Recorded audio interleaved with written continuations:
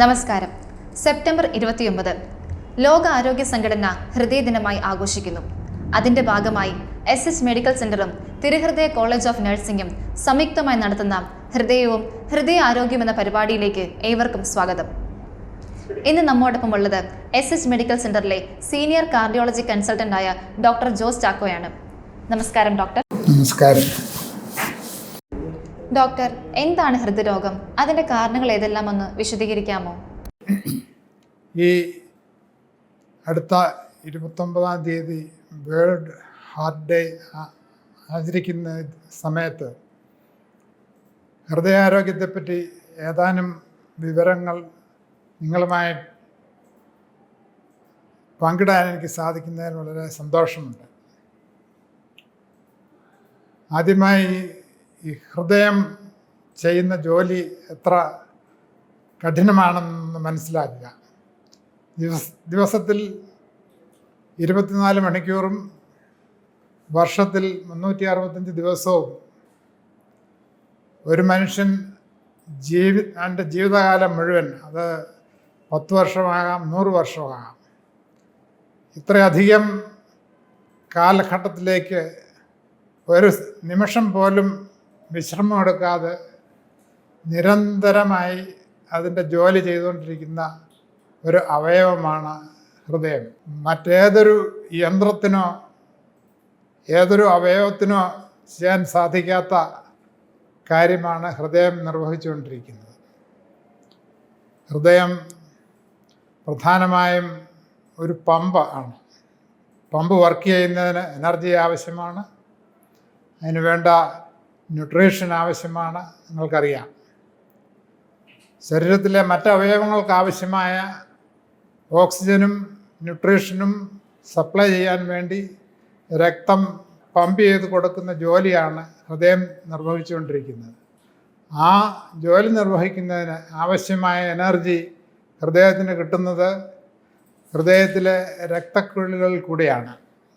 ഹൃദയത്തിന് ആരോഗ്യകരമായി മുന്നോട്ട് പോകണമെങ്കിൽ നാം പല കാര്യങ്ങളും ശ്രദ്ധിക്കേണ്ടതുണ്ട്. ഹൃദ്രോഗത്തിന് കാരണമായ പല റിസ്ക് ഫാക്ടേഴ്സ് ഉണ്ടെങ്കിലും അതിൽ പ്രധാനപ്പെട്ട 3 high cholesterol, high blood pressure, smoking. കൊളസ്ട്രോളിൻ്റെ കാര്യത്തിൽ നോർമൽ കൊളസ്ട്രോളായി നാം പരിഗണിക്കുന്നത്, അല്ലെങ്കിൽ ആവശ്യത്തിന് വേണ്ട ആവശ്യമായ കൊളസ്ട്രോൾ ലെവലായിട്ട് നാം പരിഗണിക്കുന്നത് അതിലെ LDL ഘടകത്തിൻ്റെ ലെവലാണ്. LDL ഘടകം 100 മില്ലിഗ്രാം ആണ് സാധാരണഗതിയിൽ മറ്റ് രോഗങ്ങളോ അല്ലെങ്കിൽ ഹാർട്ട് അസുഖങ്ങളോ കണ്ടുപിടിച്ചിട്ടില്ലാത്ത ഒരാൾക്ക് വേണ്ട LDL ലെവൽ. അതേസമയം ഹാർട്ടിൻ്റെ അസുഖങ്ങൾ ഓൾറെഡി കണ്ടുപിടിച്ചവർക്കോ അല്ലെങ്കിൽ ആൻജിയോപ്ലാസ്റ്റി, ബൈപ്പാസ് സർജറി മുതലായ ചെയ്ത രോഗികൾക്കോ അവരുടെ കാര്യത്തിൽ സെക്കൻഡറി പ്രിവെൻഷൻ എന്ന് പറയും, അവർക്ക് വേണ്ട LDL ലെവൽ 55 ഇപ്പോൾ നിശ്ചയിച്ചിട്ടുണ്ട്. HDL ലെവൽ നമുക്ക് കാര്യമായി മാനിപ്പുലേറ്റ് ചെയ്യാൻ സാധിക്കാത്ത ഒരു ഭാഗമാണ്. സ്ത്രീകളിൽ 50-ഉം പുരുഷന്മാരിൽ 40-ഉം ആണ് അതിൻ്റെ ലെവലായിട്ട് പരിഗണിച്ചിരിക്കുന്നത്. കൊളസ്ട്രോൾ നമ്മുടെ ശരീരത്തിൽ ഭക്ഷണത്തിൽ നിന്ന് അബ്സോർബ് ചെയ്ത് അല്ലെങ്കിൽ ആഗിരണം ചെയ്ത് ഉണ്ടാകുന്ന ഒരു വസ്തുതയല്ല. കൊളസ്ട്രോൾ ശരീരത്തിൽ ലിവർ സിന്തസൈസ് ചെയ്യുന്ന ഒരു ഘടകമാണ്. നാം കഴിക്കുന്ന ഭക്ഷണത്തിലെ കൊഴുപ്പംശം അത് വിഘടിച്ച് ഫാറ്റി ആസിഡ്സ് ആയി മാറി ആ ഫാറ്റി ആസിഡ്സിൽ നിന്നും ലിവർ ആണ് കൊളസ്ട്രോളിനെ ഉൽപ്പാദിപ്പിക്കുന്നത്. കൊളസ്ട്രോൾ അമിതമായി പോകാൻ പല കാരണങ്ങളുണ്ട്. ഒന്ന്, ജന്മനാ തന്നെ നമ്മളുടെ മെറ്റബോളിസത്തിൻ്റെ നിയന്ത്രണം ഈ രീതിയിലായി കൊളസ്ട്രോൾ കൂടുതൽ ഉൽപ്പാദിപ്പിക്കുന്ന രീതിയിലായി പോകുന്നു. അതിന് നമുക്ക് പ്രിവെൻറ്റ് ചെയ്യാൻ സാധിക്കത്തില്ല. 2, നമ്മുടെ ഭക്ഷണത്തിൽ നാം അമിതമായി കൊഴുപ്പ്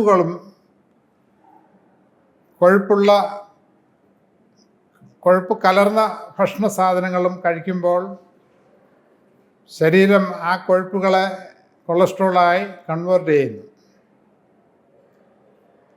എങ്ങനെ നമുക്ക് കൊളസ്ട്രോളിൻ്റെ ലെവൽ സാധാരണഗതിയിലെത്തിക്കാം, അല്ലെങ്കിൽ നോർമൽ ലെവലിൽ കൊണ്ടുവരാം എന്ന് നോക്കാം. അതിന് ആദ്യമായി ചെയ്യേണ്ടത് നമ്മുടെ ഭക്ഷണക്രമത്തിൽ മിതത്വം പാലിക്കുക എന്നുള്ളതാണ്. കൂടുതൽ കൊളസ്ട്രോൾ ഉണ്ടാകാൻ സാധ്യതയുള്ള ഭക്ഷണരീതി അമിതമായ കൊഴുപ്പുള്ള ആഹാരങ്ങൾ, വറുത്തതും പൊരിച്ചതുമായിട്ടുള്ള ഭക്ഷണ സാധനങ്ങൾ, കൂടുതൽ റെഡ് മീറ്റ്സ്, ചുവപ്പ് നിറത്തിലുള്ള ഇറച്ചി ഉള്ള മാംസങ്ങൾ, ജങ്ക് ഫുഡ്സ്. പലപ്പോഴും നാം നേരിട്ട് നോക്കിയാൽ കൊഴുപ്പൊന്നും കാണാത്ത ഒത്തിരി ഭക്ഷണ സാധനങ്ങളുണ്ട്. അവയെല്ലാം വറുത്ത് വളരെ ഭംഗിയുള്ള പാക്കറ്റുകളിൽ പ്രദർശിപ്പിച്ചിരിക്കുന്ന വസ്തുക്കളാണ്. അവയിലുള്ള കൊഴുപ്പുകളും നമ്മുടെ ശരീരത്തിൽ ചെന്ന് കഴിഞ്ഞാൽ കൊളസ്ട്രോളായിട്ട് മാറാൻ സാധ്യതയുണ്ട്. സോ അത്തരം ഭക്ഷണ സാധനങ്ങൾ കഴിയുന്നതും ഉപയോഗിക്കാതിരിക്കുക. ഉപയോഗിക്കാവുന്ന ഭക്ഷണങ്ങൾ പ്രധാനമായും ചുവപ്പ് നിറത്തിലല്ലാത്ത മാംസങ്ങൾ, ഉദാഹരണം പറഞ്ഞു കഴിഞ്ഞാൽ പൗൾട്രി അല്ലെങ്കിൽ ഫിഷ്, പ്രത്യേകിച്ചും കടൽ മത്സ്യങ്ങൾ, മത്തി, ചാള, അയല തുടങ്ങിയ ചെറു മത്സ്യങ്ങൾ. ഇവ കൊളസ്ട്രോൾ അധികം ഉണ്ടാകാതിരിക്കാൻ നമ്മെ സഹായിക്കും. ഇതുകൂടാതെ വ്യക്തികൾ ശരിയായ രീതിയിലുള്ള ജീവിതശൈലി, അതായത് എക്സർസൈസ്, അതുപോലെ തന്നെ മറ്റ് ആൽക്കഹോൾ തുടങ്ങിയ വസ്തുക്കൾ ഉപയോഗിക്കാതിരിക്കുക, സ്മോക്കിങ്ങിനെ അവോയ്ഡ് ചെയ്യുക. ഇങ്ങനെയുള്ള ഒരു ജീവിത രീതി പ്രാവർത്തികമാക്കേണ്ടത് വളരെ ആവശ്യകരമായ ഒരു കാര്യമാണ്. കൊളസ്ട്രോൾ കുറയാൻ ഭക്ഷണക്രമം കൊണ്ട് മാത്രം എപ്പോഴും സാധിക്കത്തില്ല. നമുക്ക് പലതരം മരുന്നുകളുടെ സഹായവും തേടേണ്ടി വരും. മരുന്നുകളുടെ ഇടയിൽ പ്രധാനമായും ഇപ്പോൾ ഉപയോഗിക്കുന്ന സ്റ്റാറ്റിൻ എന്ന് പറയുന്ന ഒരു കൂട്ടം മരുന്നുകളാണ്. സ്റ്റാറ്റിൻ്റെ കൂട്ടത്തിൽ 3-4 വിവിധ തരം സ്റ്റാറ്റിനുകളുണ്ട്. അവയുടെ ഓരോന്നിൻ്റെയും പ്രത്യേകതകളിലേക്ക് ഞാനിപ്പോൾ പോകുന്നില്ല. സ്റ്റാറ്റിൻ ഒരു ഡോക്ടർ പറയുന്നതനുസരിച്ച് ഉപയോഗിക്കേണ്ട മരുന്നാണ്. ഇങ്ങനെ സ്റ്റാറ്റിൻ്റെ ഉപയോഗവും ഭക്ഷണക്രമത്തിലും വ്യായാമത്തിലും ഉള്ള നിഷ്ഠയോടുകൂടിയുള്ള ജീവിതക്രമവും കൊളസ്ട്രോൾ രക്തത്തിൽ കുറയ്ക്കാൻ നമ്മെ സഹായിക്കും. ഡോക്ടർ, ഈ ഹൃദയരോഗത്തിൻ്റെ ഏറ്റവും പ്രധാനപ്പെട്ട ലക്ഷണങ്ങളിലൊന്നാണ് നെഞ്ചുവേദന എന്ന് പറയുന്നത്. പലപ്പോഴും ഈ നെഞ്ചുവേദന വരുമ്പോൾ അത് ഗ്യാസ് ആണോ, പേശിവേദനയാണോ, ഹൃദയാഘാതമാണോ എന്ന് തിരിച്ചറിയാതെ ധാരാളം സമയം വൈകി ചികിത്സ നേടുന്നവരുണ്ട്. ഇവയുടെ ലക്ഷണങ്ങൾ വേർതിരിച്ച് ഒന്ന് പറഞ്ഞു തരാമോ? ഹൃദയാഘാതത്തിൻ്റെ ഏറ്റവും പ്രധാനപ്പെട്ട ലക്ഷണം നെഞ്ചുവേദന തന്നെയാണ്. ഈ നെഞ്ചുവേദന പലപ്പോഴും ടെക്സ്റ്റ് ബുക്കുകൾ കാണുന്ന പോലെ ടിപ്പിക്കലായിട്ട് വരാറില്ല. കൃത്യമായി നെഞ്ചുവേദനയെപ്പറ്റി പറയുന്നത് നെഞ്ചിൻ്റെ നേരെ നടുഭാഗത്ത് ഒരു മുഷ്ടി ചുരുട്ടി വെച്ചാൽ അത്രയും ഭാഗത്ത് ശക്തമായ വേദന, ആ വേദന അവിടെ നിന്ന് വ്യാപിച്ച് നെഞ്ചിൻ്റെ മറ്റു ഭാഗങ്ങളിലേക്ക് പോകും. താഴോട്ട് എപ്പിഗാസ്ട്രിയം എന്ന് പറയുന്ന വയറിൻ്റെ മോൾ ഭാഗത്തേക്ക് പോകാം. ഷോൾഡേഴ്സ്, ഇടത്തെ ഷോൾഡർ എന്നാണ് എപ്പോഴും നമ്മുടെ സങ്കല്പം. അങ്ങനെ മാത്രമല്ല, വലത്തെ ഷോൾഡറിലും ചിലപ്പോൾ വേദന ഉണ്ടാകാം. താടിയല്ല്, കീഴ്ത്താടിയല്ല്, പെടലി, ഇവിടങ്ങളിലേക്കെല്ലാം ഈ നെഞ്ചുവേദന പകരാം.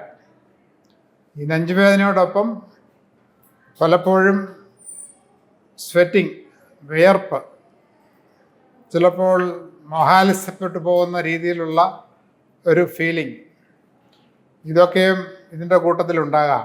ഈ നെഞ്ചുവേദന ഹാർട്ട് അറ്റാക്കിൻ്റെ തന്നെയാണെങ്കിൽ പലപ്പോഴും ആൾ മൊഹാലിസപ്പെട്ടു പോകും, അല്ലെങ്കിൽ മലമൂത്ര വിസർജനങ്ങൾ ആ സമയത്ത് ഉണ്ടാകാനും സാധ്യതയുണ്ട്. ഇവയൊക്കെ ഉണ്ടെങ്കിൽ തീർച്ചയായിട്ടും വളരെ സീരിയസ് ആയ ഒരു കണ്ടീഷനാണ് നാം അഭിമുഖീകരിക്കുന്നതെന്ന് മനസ്സിലാക്കാം. നെഞ്ചുവേദന എപ്പോഴും ഇത്രയും ശക്തിയുള്ളതാകണമെന്നില്ല. ഇതിൻ്റെ ഒരു കുറഞ്ഞ ഗ്രേഡിൽ പലപ്പോഴും നെഞ്ചുവേദന തുടങ്ങിയിട്ട് കുറേ കഴിയുമ്പോൾ അത് വേദന വർദ്ധിക്കുക, അങ്ങനെ അനുഭവപ്പെടാം. പ്രധാനപ്പെട്ട കാര്യം ഓർക്കുക, ഞാൻ കണ്ടിട്ടുള്ള കേസുകളിൽ ഒരു നല്ല ശതമാനം ആൾക്കാരും ഈ വേദന ഗ്യാസ് ആണ് എന്ന് പറഞ്ഞ് ആശുപത്രിയിൽ ഡോക്ടറുടെ അടുത്ത് പോകാൻ താമസം എടുത്തതായിട്ടാണ് കാണുന്നത്. ഗ്യാസ് എന്നൊരു ഡയഗ്നോസിസ് മോഡേൺ മെഡിസിനിൽ ഇല്ല എന്ന് നിങ്ങൾ മനസ്സിലാക്കുക. ഒരു വേദനയും ഗ്യാസ് എന്ന് പറയാൻ പാടില്ല. വേദനയുണ്ടെങ്കിൽ വേദന എന്ന് മാത്രം പറഞ്ഞാൽ മതി. പലരും, പ്രത്യേകിച്ച് നമ്മുടെ മെഡിക്കൽ ഫ്രട്ടേണിറ്റിയിലുള്ള ആൾക്കാർ തന്നെ ഗ്യാസ് എന്നുള്ള പ്രയോഗത്തിലൂടെ മനുഷ്യരെ കൺഫ്യൂസ് ചെയ്യാറുണ്ട്. അതവിടെ നിൽക്കട്ടെ. നെഞ്ചുവേദനയുടെ പ്രധാന രീതി ഞാൻ പറഞ്ഞു കഴിഞ്ഞു. ഇത് കൂടാതെ നെഞ്ചുവേദന വരുന്ന വേറൊരു സാഹചര്യമുണ്ട്. നാം എന്തെങ്കിലും ശാരീരികമായ ജോലി ചെയ്യുമ്പോൾ, അധ്വാനിക്കുന്ന സമയത്ത്, അല്ലെങ്കിൽ നടക്കുമ്പോൾ, കയറ്റം കയറുമ്പോൾ, സ്റ്റെപ്പ് കയറുമ്പോൾ നമുക്ക് നെഞ്ചിൽ അനുഭവപ്പെടുന്നൊരു വേദനയുണ്ട്. ആ വേദനയാണ് അഞ്ചൈന എന്ന് പറയുന്നത്. ഈ അഞ്ചൈന പ്രത്യേകിച്ചും എഫേർട്ട് അഞ്ചൈന, അതായത് നമ്മൾ ജോലി എക്സർസൈസ് ചെയ്തപ്പോൾ ഉണ്ടാകുന്ന അഞ്ചൈന, നാം അല്പസമയം വിശ്രമം എടുത്താൽ ആ നെഞ്ചുവേദന അങ്ങ് ശമിക്കും. അതിനെയാണ് എഫേർട്ട് അഞ്ചൈന എന്ന് പറയുന്നത്. ഈ എഫേർട്ട് അഞ്ചൈന പലപ്പോഴും ഒരു ഹാർട്ട് അറ്റാക്ക് വരുന്നതിൻ്റെ മുന്നോടിയായ ഒരു വാർണിംഗ് സിംറ്റമാണ്. ഒരു ഹാർട്ട് അറ്റാക്കിൻ്റെ അതേ പ്രാധാന്യം എഫേർട്ട് അഞ്ചൈനയ്ക്കുമുണ്ട്. അതുകൊണ്ട് അത് ഉണ്ടാകുകയാണെങ്കിൽ തീർച്ചയായിട്ടും ഒട്ടും താമസിയാതെ ഒരു ഡോക്ടറെ കൺസൾട്ട് ചെയ്യണം. കുടുംബത്തിൽ ആർക്കെങ്കിലും ഹൃദ്രോഗമുണ്ടെങ്കിൽ അത് വരും തലമുറയ്ക്ക് വരാനുള്ള സാധ്യത വളരെ കൂടുതലാണോ? ആണെങ്കിൽ തന്നെ ഇങ്ങനെയുള്ള ആളുകൾ എന്തെല്ലാമാണ് ശ്രദ്ധിക്കേണ്ടത്?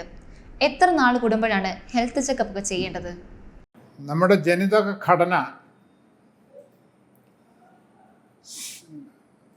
ശരീരത്തിൽ കൊളസ്ട്രോൾ കൂടുതലായി ഉണ്ടാകുന്നതിനൊരു കാരണമാണ്. There is A condition, familial hyper cholesterolaemia. അത് ജീൻസിൽ കൂടി നമുക്ക് വന്നു ഭവിക്കുന്ന ഒരു പ്രത്യേക കണ്ടീഷനാണ്. ഇതിൻ്റെ പല ഗ്രേഡ്സ് ഉണ്ട്. ചിലർക്ക് വളരെ സീരിയസ് ആയിട്ടുള്ള ഫെമിലിയൽ ഹൈപ്പർ കൊളസ്ട്രോളീമിയ ഉണ്ട്. ചിലർക്ക് അത്ര തന്നെ സീരിയസ് അല്ലാത്ത രീതിയിൽ അത് അനുഭവപ്പെടാറുണ്ട്. ഇതൊരു പ്രധാന കാരണമാണ്. കുടുംബങ്ങളിൽ ഹാർട്ട് അറ്റാക്കുകൾ കാണുന്നതിൻ്റെ ഒരു പ്രധാന കാരണമാണ്.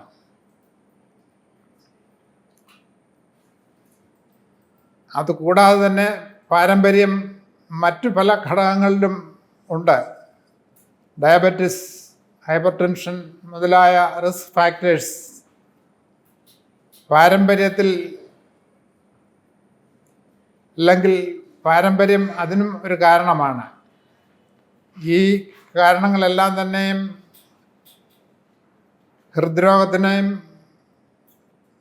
ഹൃദ്രോഗം വരാൻ സഹായിക്കുന്ന ഘടകങ്ങളാണ്. പാരമ്പര്യത്തിനെ നമുക്ക് ഏതെങ്കിലും തരത്തിൽ മോഡിഫൈ ചെയ്യാനോ മാറ്റാനോ ചികിത്സിക്കാനോ സാധ്യമല്ല. പക്ഷേ പാരമ്പര്യം കൊണ്ടുണ്ടാകുന്ന ഹൈപ്പർ കൊളസ്ട്രോളീമിയ, അതിന് ഫലപ്രദമായ ചികിത്സകൾ ഇപ്പോൾ ലഭ്യമാണ്. കുറേ നാൾ മുമ്പ് വരെ കൊളസ്ട്രോൾ ലെവൽ 400, 500, 600 ആ ലെവലിൽ പോകുന്ന ആൾക്കാർ ഉണ്ടായിരുന്നു. അവരുടെ കൊളസ്ട്രോൾ ലെവൽ നിയന്ത്രിച്ച് കൊണ്ടുവരിക എന്ന് പറഞ്ഞാൽ വളരെ ബുദ്ധിമുട്ടുള്ള കാര്യമായിരുന്നു. അതിനൊക്കെ മരുന്നുകളൊന്നും ഇല്ലായിരുന്നു. ഇപ്പോൾ പുതിയ പുതിയ മരുന്നുകൾ നമുക്ക് അവൈലബിളായിട്ടുണ്ട്. പക്ഷേ അവയുടെ വില വളരെ പ്രോഹിബിറ്റീവാണ്. എന്തായിരുന്നാലും ഭാവിയിൽ ഇത്തരം മരുന്നുകൾ അത്രയധികം വില കൊടുക്കാതെ നമുക്ക് ലഭ്യമാകും എന്ന് പ്രതീക്ഷിക്കാം. ഇന്നത്തെ കാലഘട്ടത്തിലെ ആളുകൾ ഹെൽത്തി ആയിരിക്കാൻ പല കാര്യങ്ങളും ചെയ്യുന്നുണ്ട്. അതിൽ ശ്രദ്ധേയമായ ഒന്നാണ് വിപണിയിൽ പല പേരിൽ അറിയപ്പെടുന്ന സപ്ലിമെന്റ്സുകൾ സ്വയം വാങ്ങിച്ച് കഴിക്കൂ എന്നത്. ഇതൊരു ശരിയായ പ്രവണതയാണോ ഡോക്ടർ? സപ്ലിമെന്റ്സ് എന്ന് പറയുന്നത് ഒരു കാലഘട്ടത്തിൽ പ്രധാനമായിരുന്നു. നമ്മുടെ ഭക്ഷണ രീതിയിൽ വൈറ്റമിൻ്റെ ഒക്കെ ഡെഫിഷ്യൻസി ഉള്ള കാലം, പ്രോട്ടീൻ കുറവുള്ള കാലം, ഇങ്ങനെയുള്ള ഒരു സാഹചര്യം ഉണ്ടായിരുന്നു. ഇന്നത്തെ നമ്മുടെ മലയാളികളുടെ കാര്യം പറഞ്ഞാൽ പൊതുവെ സമൃദ്ധമായ ആഹാരം, വളരെ റിച്ച് ആയിട്ടുള്ള ഫുഡ്, ഇതൊക്കെയാണ് പലരും ഉപയോഗിക്കുന്നത്. അങ്ങനെയുള്ളവർക്ക് സപ്ലിമെൻറ്റ്സിൽ വലിയ പ്രയോജനമൊന്നുമില്ല. ഇവിടെ പറഞ്ഞ ഒരു പ്രത്യേക സപ്ലിമെൻ്റ് ഒമേഗ 3 കാര്യം പറഞ്ഞു. ഒമേഗ 3 എന്ന് പറയുന്നത് ഒരു റെക്കമെൻഡേഷനായിട്ട് ഏതെങ്കിലും ഒരു കാർഡിയോളജി സൊസൈറ്റി റെക്കമെൻഡ് ചെയ്യുന്നില്ല. അതേസമയം അതുപയോഗിക്കുന്നതിന് നിരുത്സാഹപ്പെടുത്തുന്നുമില്ല. ഒമേഗ 3 ഉപയോഗിച്ച് നമ്മുടെ രോഗപ്രതിരോധം നടത്തുന്നതിനേക്കാളും പ്രധാനപ്പെട്ട മറ്റു പല കാര്യങ്ങളും നാം പലപ്പോഴും ചെയ്യാൻ മറക്കും. ഉദാഹരണമായി ജീവിതശൈലിയിൽ വരുത്തേണ്ട മാറ്റങ്ങൾ, ഭാരം നിയന്ത്രിക്കേണ്ട കാര്യങ്ങൾ, പുകവലി നിർത്തുക, ബ്ലഡ് പ്രഷർ കൺട്രോൾ ചെയ്യുക, ഭക്ഷണക്രമം ഞാൻ നേരത്തെ പറഞ്ഞ പോലെ അധികം കൊഴുപ്പുകളൊന്നും ഇല്ലാത്ത ഭക്ഷണങ്ങൾ കഴിക്കുക, ഈ വക കാര്യങ്ങളാണ് ഒമേഗ 3യെക്കാട്ടിലും പ്രാധാന്യമുള്ളത്. അതുകൊണ്ട് ഒരു റെക്കമെൻഡേഷൻ എന്ന നിലയിൽ ഒമേഗ 3 ഉപയോഗിക്കാൻ പറയാൻ സാധിക്കത്തില്ല. അതേസമയം ഒമേഗ 3 ഉള്ള ചില ഭക്ഷണ ഘടകങ്ങളുണ്ട്. ഞാൻ നേരത്തെ പറഞ്ഞ ചെറുമീനുകൾ, കടൽ മീനുകൾ, ചാള തുടങ്ങിയ അല്ലെങ്കിൽ അയല, അതുപോലെയുള്ള മീനുകൾ ഭക്ഷിച്ചാൽ നമുക്ക് ഒമേഗ 3 ആവശ്യത്തിന് കിട്ടും. ഈ കാലഘട്ടത്തിൽ കുഴഞ്ഞു വീണ് മരിക്കുക എന്നത് കൂടി വരികയാണ്. ഒരു റിസ്ക് ഫാക്ടറോ ലൈഫ് സ്റ്റൈൽ ഡിസീസോ ഇല്ലാത്തവർ പോലും ഇന്ന് കുഴഞ്ഞു വീണ് മരിക്കുന്നുണ്ട്. പണ്ടൊക്കെ ചുരുക്കം പേരിലുണ്ടായിരുന്ന കാര്യങ്ങൾ ഇന്ന് വളരെ ഏറെയാണ്. ഇതിനൊക്കെ കാരണങ്ങൾ എന്തായിരിക്കും ഡോക്ടർ? യാത്രക്കിടയിൽ കുഴഞ്ഞു വീണ് മരിച്ചു എന്നുള്ള വാർത്ത പലരും വായിച്ചിട്ടുണ്ടാകും. ഓഫീസിൽ ജോലി ചെയ്യുന്നതിനിടയിൽ കുഴഞ്ഞു വീഴുന്നു, ഉറക്കത്തിൽ മരിക്കുന്നു. ഇതൊക്കെ വളരെ സാധാരണമാണ് ഇക്കാലത്ത്. ഇതിന് പല കാരണങ്ങളുണ്ട്. ഇതിൽ ഹൃദയ സംബന്ധമായ കാരണങ്ങളുണ്ട്, അല്ലാത്ത കാരണങ്ങളുമുണ്ട്. ഹൃദയ സംബന്ധമായ കാരണങ്ങൾ പ്രധാനമായും ഹാർട്ടിൻ്റെ താളക്രമം തെറ്റിപ്പോവുക, വെൻട്രിക്കുലാർ ഫിബ്രിലേഷൻ അല്ലെങ്കിൽ വെൻട്രിക്കുലാർ ടാക്കിക്കാർഡിയ മുതലായ താളം തെറ്റൽ ഉണ്ടാകുന്നതുകൊണ്ടാണ് ഈ കുഴഞ്ഞു വീഴൽ ഉണ്ടാകുന്നത്. ഒരു ഹാർട്ട് അറ്റാക്കിൻ്റെ ആദ്യത്തെ ലക്ഷണമായി പലപ്പോഴും കുഴഞ്ഞു വീണ് മരിക്കുന്നു എന്ന് മനസ്സിലാകാറുണ്ട്. കുഴഞ്ഞു വീഴുന്നതിന് കാരണങ്ങൾ പലതാണെങ്കിലും ഏറ്റവും പ്രധാനപ്പെട്ട കാരണം ഹൃദ്രോഗം തന്നെയാണ്. അതായത് coronary artery disease. Coronary artery disease ഉള്ള ആൾക്കാർക്ക് അവരുടെ ഹാർട്ട് അറ്റാക്കിൻ്റെ ആദ്യ ലക്ഷണമായി വെൻട്രിക്കുലാർ ഫിബ്രിലേഷൻ ഉണ്ടാവുകയും അവിടെ തന്നെ ഇരിക്കുന്ന സീറ്റിൽ അല്ലെങ്കിൽ നടന്നു പോകുന്നതിനിടെ മോഹാത്സപ്പെട്ട് വീണ് മരിക്കും.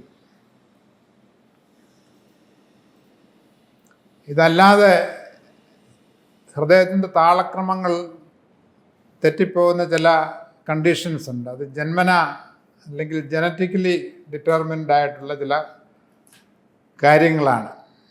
ഇതിൽ ഒന്ന് രണ്ട് കാര്യങ്ങൾ സാധാരണ അത്ര അസാധാരണമല്ലാത്തതുണ്ട്. അതിലൊന്നാണ് ചില കാർഡിയോമയോപ്പതികൾ, ഹൈപ്പർട്രോഫിക് കാർഡിയോമയോപ്പതി എന്ന് പറയുന്ന കണ്ടീഷൻ. ഹാർട്ടിൻ്റെ മസിൽ അനിയന്ത്രിതമായി കട്ടിവെച്ച് പോവുക, അല്ലെങ്കിൽ ഹാർട്ടിൻ്റെ മസിൽ വളരെ ബലം കുറഞ്ഞ് പാട പോലെ ആയി പോവുക. ഇങ്ങനെയൊക്കെയുള്ള ചില കാർഡിയോമയോപ്പതി ഉള്ളവർക്ക് കുഴഞ്ഞു വീണ് മരിക്കാനുള്ള സാധ്യത കൂടുതലുണ്ട്. അതുകൂടാതെ പ്രത്യേകിച്ചും കുട്ടികളിൽ ചില ജനറ്റിക് രോഗങ്ങളുണ്ട് ഹൃദയത്തിൻ്റെ താളം തെറ്റിക്കുന്നത്. അവയുടെ ഒന്നും വിശദാംശങ്ങളിലേക്ക് നമ്മൾ പോകേണ്ട കാര്യമില്ല. കുഴഞ്ഞു വീഴലിൻ്റെ പ്രധാന കാരണം ഹൃദ്രോഗം തന്നെയാണ്. ഇതിനെ എങ്ങനെ നമുക്ക് പ്രിവെൻറ്റ് ചെയ്യാം എന്നുള്ളത് ഇവിടെ വലിയ പ്രാധാന്യം അർഹിക്കുന്ന കാര്യമല്ല. അതേസമയം ഇതിനെ എങ്ങനെ മാനേജ് ചെയ്യാം എന്നുള്ളതാണ് കൂടുതൽ പ്രധാനം. കുഴഞ്ഞു വീഴുന്ന വ്യക്തിക്ക് എന്ത് സഹായം നമുക്ക് ചെയ്യാൻ പറ്റും? അതിന് ചെയ്യാൻ പറ്റുന്ന ഏറ്റവും പ്രധാനപ്പെട്ട കാര്യം ഉടൻ തന്നെ CPR കൊടുക്കുക എന്നുള്ളതാണ്. CPRന് ശേഷം കഴിയുന്നതും വേഗം രോഗിയെ ആശുപത്രിയിലെത്തിക്കുക. നമ്മുടെ മെഡിക്കൽ ഫീൽഡിൽ വന്ന നൂതന സാങ്കേതിക വിദ്യകളെക്കുറിച്ചും റോബോട്ടിക് സർജറിയെക്കുറിച്ചും ഡോക്ടർ ഒന്ന് വിശദീകരിക്കാമോ? ഹൃദയത്തിനെ സംബന്ധിച്ചിടത്തോളം നൂതനമായ പല ചികിത്സാ രീതികളും വന്നിട്ടുണ്ട്. മിക്കതും കത്തീഡ്രൽ ബേസ്ഡ് ട്രീറ്റ്മെൻറ്റ്സ് ആണ്. നേരത്തെ നെഞ്ച് തുറന്ന് ഉള്ള ഓപ്പറേഷൻ മൂലം മാറ്റിയിരുന്ന ചെയ്തിരുന്ന പല സർജറികളും ഇന്നിപ്പോൾ അതില്ലാതെ കത്തീഡ്രൽ കൂടെ നമുക്ക് അതേ ഫലം ചെയ്യാൻ കിട്ടുന്ന രീതിയിൽ അതിനുള്ള സംവിധാനങ്ങളുണ്ട്. ഉദാഹരണമായിട്ട് വാൽവുകളുടെ മാറ്റിവയ്ക്കൽ. വാൽവ് ഒരു കാലത്ത് മാറ്റിവെക്കണമെങ്കിൽ നെഞ്ച് തുറന്നുള്ള ഓപ്പൺ ഹാർട്ട് സർജറിയിൽ കൂടെ സാധിക്കുകയുള്ളായിരുന്നു. ഇന്നിപ്പം ഒരു പ്രധാന വാൽവായ അയോർട്ടിക് വാൽവ്, അത് കത്തീഡ്രൽ കൂടി പുതിയ വാൽവ് അവിടെ സ്ഥാപിക്കാൻ സാധിക്കുന്നു. പല സർജറികളും, ഉദാഹരണമായി വെൻട്രിക്കുലാർ സെപ്റ്റൽ ഡിഫക്റ്റ് അല്ലെങ്കിൽ ഏട്രിയൽ സെപ്റ്റൽ ഡിഫക്റ്റ് മുതലായ ഹൃദയത്തിലെ സുഷിരങ്ങൾ അടയ്ക്കാൻ മുമ്പ് കാലത്ത് സർജറി ആയിരുന്നു നാം ആശ്രയിച്ചിരുന്നത്. ഇന്നിപ്പോൾ അവയെല്ലാം ഡിവൈസ് കൊണ്ട് ഗെയിം കത്തീഡ്രൽ കൂടെ പുറമെ നെഞ്ച് തുറക്കാതെ നമുക്ക് ചെയ്യാൻ സാധിക്കുന്നു. മൈട്രൽ വാൽവ് ഒരു കാലത്ത് റീപ്ലേസ് ചെയ്തിരുന്നു, അതായത് ഓപ്പറേറ്റ് ചെയ്ത് പുതിയ വാൽവ് വെക്കുമായിരുന്നു. ഇന്ന് ചിലരുടെ കാര്യത്തിലെങ്കിലും മൈട്രൽ ക്ലിപ്പ് എന്ന് പറയുന്ന ഒരു സംവിധാനം കൊണ്ട് ഓപ്പറേഷൻ കൂടാതെ കത്തീഡ്രൽ കൊണ്ട് അതിന് പരിഹാരമുണ്ടാകും. അങ്ങനെ ഒത്തിരി നൂതനമായിട്ടുള്ള ചികിത്സാ രീതികൾ ഹൃദയത്തിൻ്റെ കാര്യത്തിൽ ഉണ്ട്. റോബോട്ടിക് സർജറി എന്ന് പറയുന്നത് കുറേ കൂടെ മറ്റ് സർജിക്കൽ ഫീൽഡിലാണ് ആപ്ലിക്കബിളായിട്ടുള്ളത്. ഹാർട്ടിൻ്റെ കാര്യത്തിൽ റോബോട്ടിക് സർജറി അത്ര ഒരു പ്രധാനപ്പെട്ട ഘടകമായിട്ട് ഇതുവരെ രൂപം പ്രാപിച്ചിട്ടില്ല. അതിന് പകരം മിനിമം ഇൻവേസീവ് സർജറി, അതായത് വളരെ ചെറിയൊരു ഇൻസിഷനിലൂടെ ഹാർട്ടിൻ്റെ ഓപ്പറേഷനുകൾ നടത്തുക, അതൊരു പുതിയ കാര്യമാണ്. പേസ് മേക്കർ ഇംപ്ലാന്റേഷൻ മുമ്പ് ചെയ്തിരുന്നത് ശരീരം തുറന്നായിരുന്നു. ഇപ്പോൾ കത്തീഡ്രൽ കൂടി പേസ് മേക്കർ ഇംപ്ലാന്റേഷൻ പോലും സാധ്യമാകും. നൂതന സാങ്കേതിക വിദ്യകളുടെയും പുതിയ മരുന്നുകളുടെയും സഹായത്തോടെ മനുഷ്യൻ്റെ ജീവിത ദൈർഘ്യം വർദ്ധിച്ചിട്ടുണ്ട് എന്നത് ഒരു യാഥാർത്ഥ്യമാണ്. ഇതിൽ കാർഡിയോളജി എന്ന വിഭാഗം ചെയ്തിട്ടുള്ള സേവനങ്ങൾ സ്തുത്യർഹമാണ്.